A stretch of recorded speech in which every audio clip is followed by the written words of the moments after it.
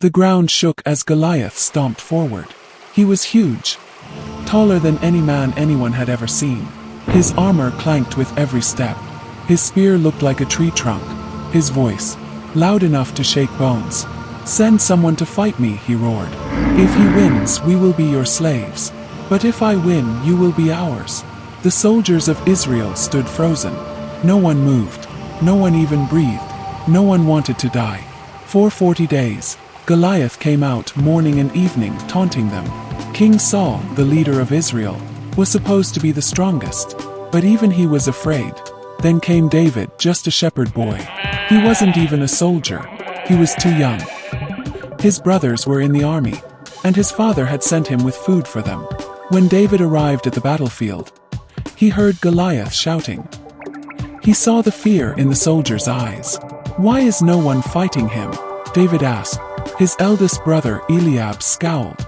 "Go back to your sheep, David. This isn't your fight." But David wasn't scared. "I have killed lions and bears to protect my sheep," he said. "This giant is nothing compared to them. He is mocking God, and someone has to stop him." Word spread to King Saul. He called for David. When David stood before him, the king was shocked. "You are just a boy," Saul said.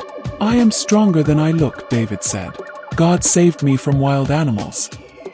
He will save me from this giant." Saul sighed. "Fine. Take my armor." But when David put it on, it was too big, too heavy. He took it off. Instead, he walked to a nearby stream and picked up 5 smooth stones. He put them in his bag, held his sling, and marched toward Goliath. The giant laughed. "They send a child to fight me. I will crush you and feed you to the birds." David wasn't afraid. "You come with a sword and a spear," he said. "I come with the power of God." Then he ran forward, reached into his bag, and grabbed a stone. He placed it in his sling, spun it around fast, and let go. The stone flew through the air. It struck Goliath right in the forehead. The giant stopped. His eyes went wide. Then thud. He fell face first into the dirt. The battlefield went silent. The mighty Goliath was dead. The Philistine army turned and ran. Israel had won, not with swords, not with spears, but with the courage of one young shepherd boy. And from that day on, David's name was never forgotten. This story is a reminder that God doesn't need the strongest or the biggest to accomplish great things. He can use anyone, no matter how small or weak they may seem.